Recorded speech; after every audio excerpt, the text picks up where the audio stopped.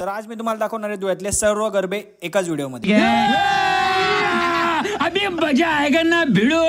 सर्वात पहिले आपण सुरुवात केली श्री स्वामी समर्थ मित्रमंडळ मिल परिसर जवळ जे सुरतला बिल्डिंग म्हणतात त्या ठिकाणी हा गरबा करण्यात आलेला आहे।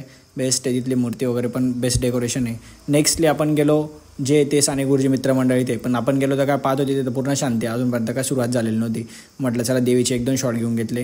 मग नंतर आपण गेलो श्री साई सेवादास ग्रुपचे, तिथे पण सुरुवात नव्हती, मग देवीचे शॉट वगैरे घेऊन घेतले। मग नंतर गावात गेलो, इथल्या मित्रमंडळाचं नाव लक्षात नाही आपल्या, पण तरी पण इथलं डेकोरेशन क्लास होतं भाई, 1 नंबर आवडलं आपल्याला। डेकोरेशन एकदम कडक करण्यात आलेले।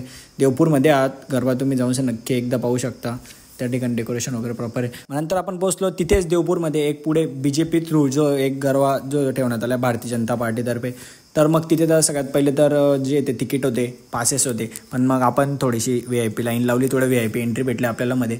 मग तिथून आपण मध्ये गेलो, मधला पूर्ण शूट वगैरे घेतला।